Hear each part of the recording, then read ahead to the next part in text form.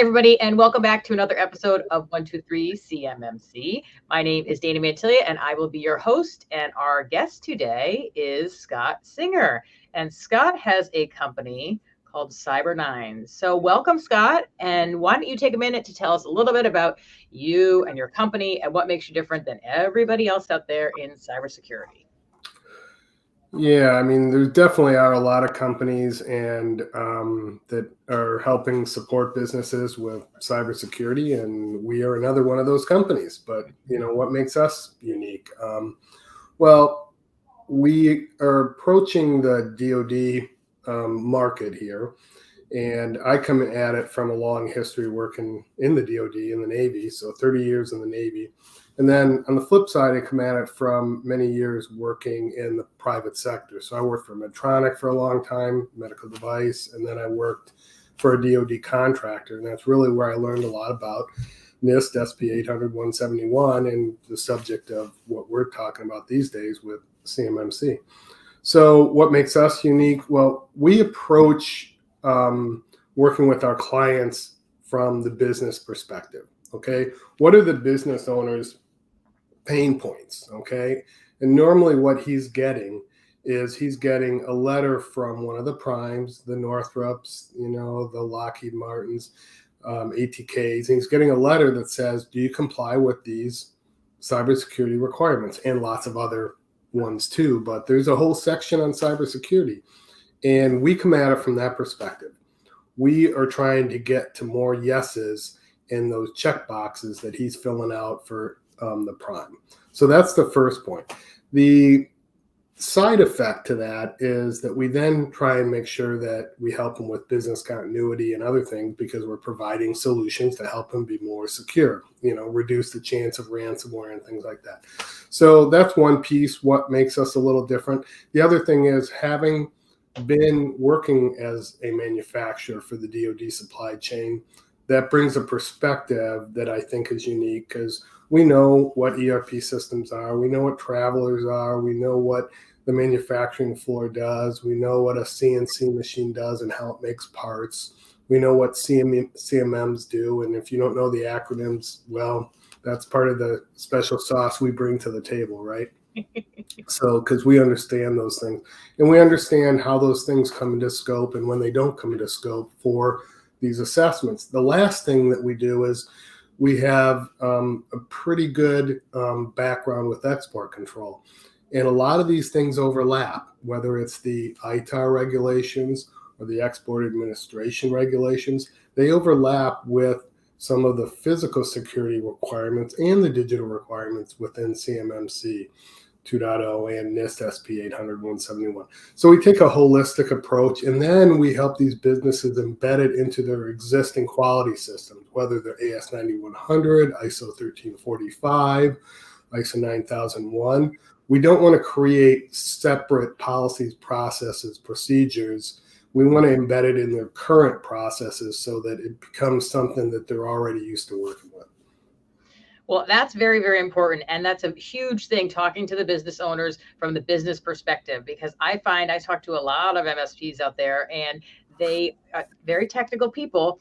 And sometimes they just focus too much on the technical language, and the business owner doesn't even understand what they're talking about. So when you have the experience of the business, right? That's huge. You can talk to them that way. You have the experience of being in manufacturing, which that's another really important thing, because there's a lot of MSPs that don't understand how manufacturing works, and manufacturers want to talk to somebody that understands their business specifically. So you got a lot of good stuff to bring to the table. So what size organization, or what does your target client look like? So we focus on small to medium-sized businesses. So for us, that's basically 500 employees or less. We have gotten into some larger engagements, but our sweet spot is in that space, because we're not trying to compete with some of the larger consulting firms. We're trying to fill a niche that is underserved and is really the backbone of the whole defense industrial base, is these small manufacturers that are making lots of these parts. And so it's our mission. It really is a mission to try and protect the defense industrial base and kind of manage that market. And it's amazing how many small businesses that there really are, exactly what you're talking about, because a lot of people just think about just all the big primes, but that's why it's so important that we make sure that CMMC is not overwhelming and that these small organizations can achieve CMMC. Right. So yeah, that's good that you're focusing on the smaller ones. Well, is there anything else you want to throw out there about your company? Oh wait, we got to talk about the name. Where did the name come from? Sure. Yeah, so Cyber Nines, people, what do you mean by nines, right? Well, it spun off of a company that called Five Nines, and they were a hosting environment data center. And you think about Five Nines as 5 nines uptime, right? That's basically less than 6 minutes downtime per year. So kind of think about it as our goal is to keep these businesses running, okay? Hence Cyber Nines. Okay, now we all know. Inquiring minds now know where the name came from. So thank you for giving us that. Okay, so we have another exciting topic we're going to talk about today and maybe the legitimacy of it. So we're going to talk about SPRS scores. So the first thing, just briefly for people out there that might not know, that maybe should know, what exactly is a SPRS score? Sure. Well, first, SPRS stands for Supplier Performance Risk System. And it's been around for quite a while. And I had been using it in my last company before it was ever used to post NIST scores. Okay. So the primes use it to basically report on how they're doing against their awards, their contracts. They also post information in there about their small business compliance programs, how much money they're spending in these different small businesses, right? And minority businesses, women-owned businesses, service to disabled veteran-owned small businesses like mine. So anyway, that's what it was used for. Well, they expanded the use to include now the posting of these scores for the whole defense industrial base supply chain, not just the primes, but all these subcontractors are also posting the score in the SPRS. So that's what it is. The score. What is the score? The score goes from -203 to +110, and it's just one of the weirdest kind of scoring models I've seen. But after I've been using it for a while, it sort of makes sense to me now. But trying to explain it to that small business owner when we walk in and tell them what their score is, they look at me like going, "What? What is this thing?" And what happens is you think, okay, a perfect score is 110, right? Well,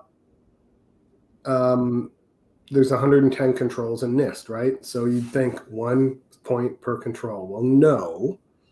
Some of them are 5 points, some are 3 points, some are 1 point, some are kind of hybrids where you can get 3 or 5 depending on what you're doing, and you subtract it if you're not doing it. Excuse me. So let's say you're not doing multi-factor authentication. Okay. Well, then you subtract 5 points. Oh, but wait, you're doing it for administrative accounts when you're logging in remotely. Oh, well, you get 3 points for that. So anyway, you subtract the points as you go. Hence, that's how you get down to -203. Okay. Now, here is going to be one of the questions that is going to be popping up now, because a lot of these people have been submitting these scores on their own. And, should it be accurate? Does it have to be accurate? What's the big deal with how accurate it really is? Yeah. And so it's interesting because so far, from what I can tell, the scores aren't really being used too much by the buyers in the DoD. The only people that can see the score are yourself, the OSC, the company, or DIBCAC or the DoD. So those are the only people that can see the score. Now, there's a lot of primes that are asking for the score, okay? And, I kind of recommend you don't email it in plain text out to the supplier. Maybe tell them over the phone if they really want to hear it. I try and tell people not to share it because it gives people kind of a sense of where you're at from a security perspective, right? But anyways, why should you care about? Because over time, they are going to start using that score to help assess risk in the supply chain. And it could have an impact on awards and which primes get an award based on how secure their supply chain is. And they might, this is me speculating now. This is not in the fact range, but they could start to take all these scores of all the subcontractors and use it as some way to gauge whether I'm going to pick this prime or that prime for the award. There is some guidance like that. If you go out to the acquisition websites from the DoD, you'll see some kind of references to things like that, but there's nothing in law that says you have to do one way or the other. So we tell our clients once a quarter, go in, make some improvements, close out some of those controls and NIST and improve your score, and then go in and post a new score. So if you're showing a quarterly improvement or semi-annually improvement, then it shows you have an active program that you're making progress on. Okay, so then this is just the opposite. So what about, oopsie, went in there and was clueless, didn't know what I was doing, and gave myself too high of a score. So how does it look then if you are realistic and go back in there and put a real score or an accurate score? Believe it or not, this has happened on every situation where we've come in and helped act as a third party and do a basic assessment for a manufacturer. Every time we've come in, our score has been lower than what they self-attested to themselves. If they had gone and posted a score already, then our recommendation is what they should do is normally a manufacturer is going to have a quality process around non-conformance or corrective action. Use that process. Okay, open a non-conformance, an NCR, or open a corrective action, excuse me, and explain what happened. And then explain what you're doing to close it. Okay, well, we hired Fiber9, we hired some other company to do the assessment. This is what they found. And that we're now working to manage our POAM and close the gap, okay? And that's going to help you in case you ever do get that audit assessment from DIBCAT to come in and they do that medium or high-level assessment. You can go back into your system and you can see that you figured out that you had posted a score too high and you corrected it. Now, where you can get in trouble here is through False Claims Act. So if you willingly post a score that's too high, then you can get yourself in a lot of trouble. So obviously don't do that. Mm-hmm. The other side where you can kind of get yourself in a little bit of hot water, even if you do think you have a high score and you post it, what can happen there is all of a sudden you could be a target for an audit assessment from DoD or DIBCAT, and all of a sudden they come in and say, well, why do you have such a high score? And then they're going to come in and probably find the same thing that we did, and their score is probably a lot lower. Mm-hmm. Soundway Consulting has been helping the U.S. government and its business partners address today's most complex cyber challenges for over a decade. Soundway Consulting is a CMMC C3PAO candidate. Let them be your expert guide to CMMC compliance. They will provide a clear path to implementing cybersecurity processes and practices. They have a proven track record, and they warranty their work. Visit soundwayconsulting.com or call their office today.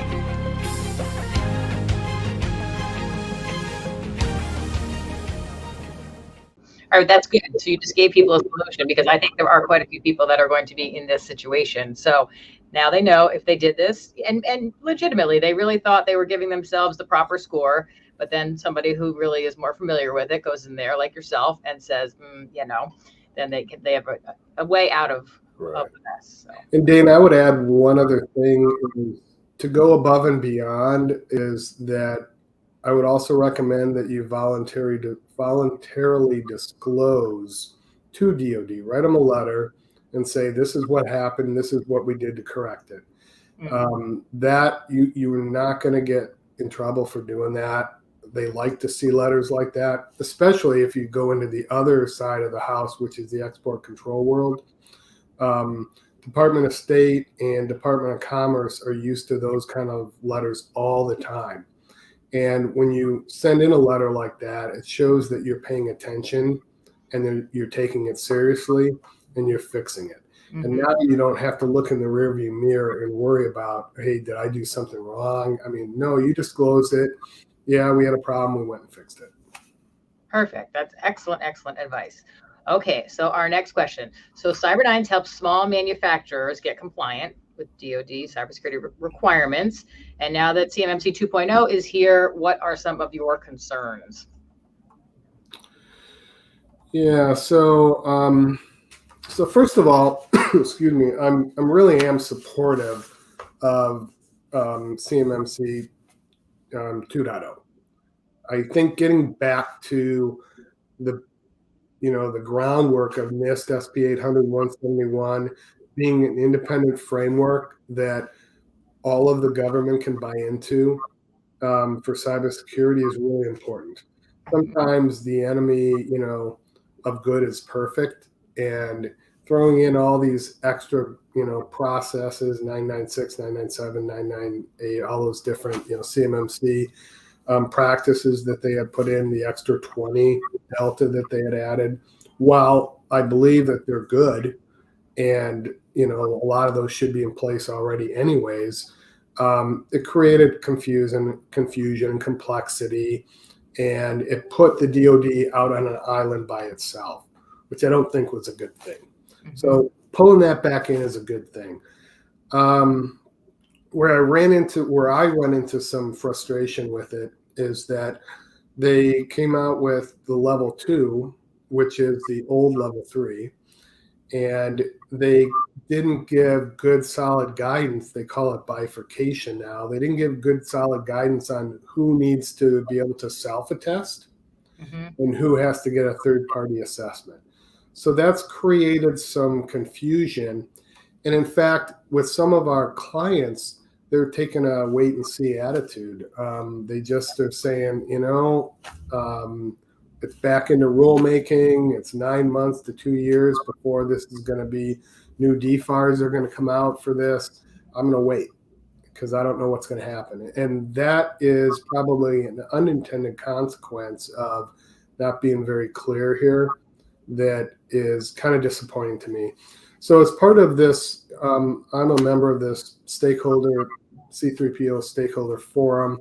We're coming out with some guidance, actually not guidance, a policy recommendation on what we should do here. And hopefully the DoD will, take that from kind of the stakeholder forum and take it to heart and look at it. Because I hate to see all these businesses putting the brakes on cybersecurity right now.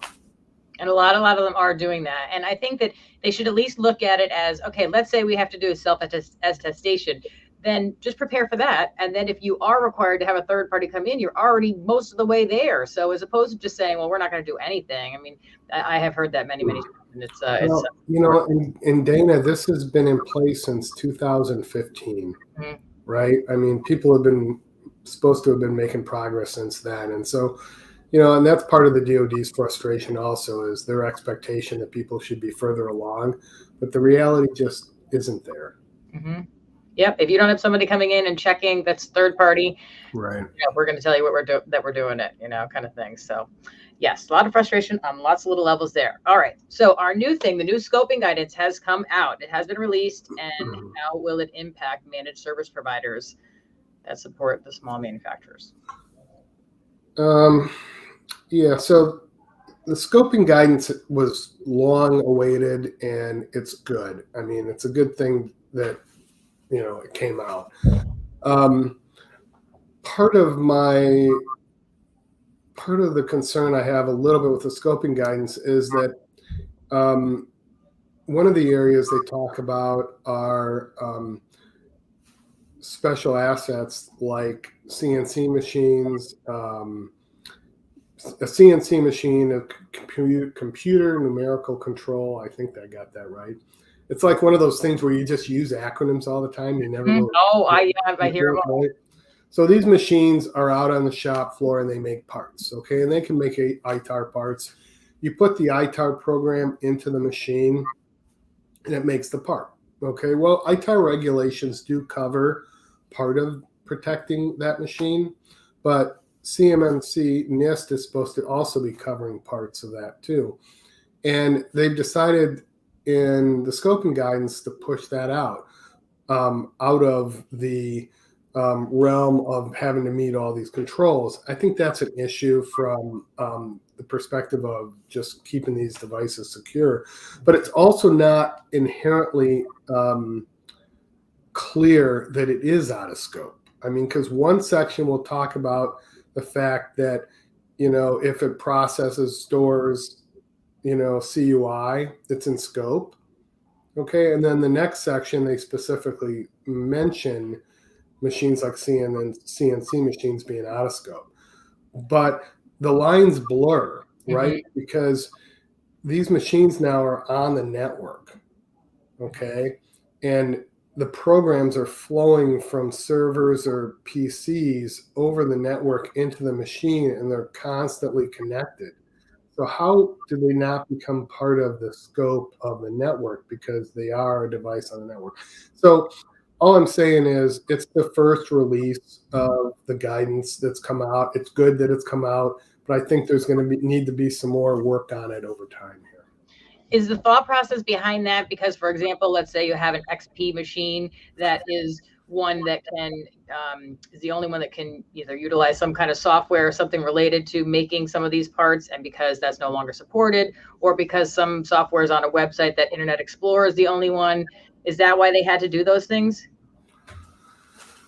I don't know the answer to that. Yeah, I'm guessing because I've heard, well, some people say, well, what are we going to do? This thing only runs on XP, and just because it's not, supported anymore. So yeah, I mean, well, we are, as a business, as a consulting firm, regardless of what CMMC says or doesn't say, we're coming at it from trying to protect those, machines and using different layers of VLANs and segregation to try and, or even air gapping in some situations, because it still works to take a USB drive, right? When it's got CUI on it, it's locked in a drawer.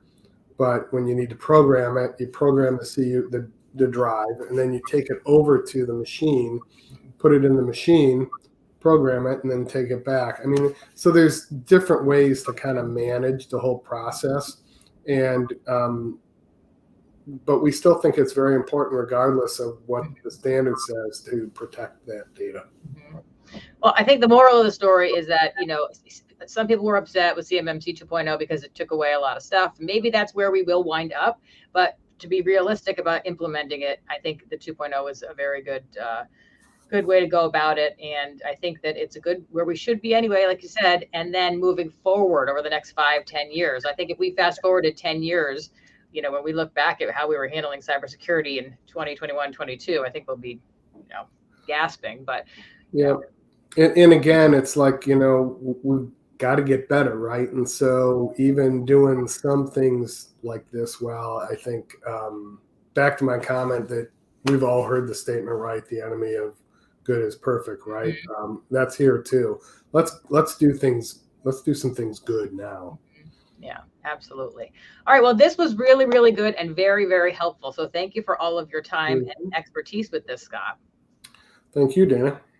And everybody, thank you very much for watching, and we hope to see you on the next episode of 123 CMMC. Bye till then. See ya. Okay, so before we stop recording, so what I'm doing is, I if you don't mind, doing a 10-second testimonial about what it's like to do an interview, this kind of video, with me, because there's some people that are intimidated to go on video. And so what I'm trying to do is put together these little 10-second blurbs from people that have done the videos that says, hey, working with Dana, it was very easy. That, it took whatever, 10, 15 minutes, 20 minutes. And, wasn't stressful. It was relaxing, something like that. Just so something I can show somebody who's like, she's so nice. All right. So take 10 seconds and just say something about how nice and wonderful and easy it was to work with Dana. Yeah. So I think when I come and do this, I approach this in a conversational type way. And in some respects, being too prepared for these things gets you to stumble.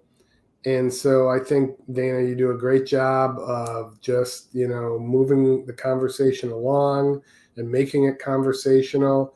And it's just come into it not too stressed. Maybe have some bulleted items that you want to make sure that you touch on. I do the same thing when I present, like in front of a large audience with a PowerPoint presentation, right? If it's written out and too detailed, I sound like an idiot.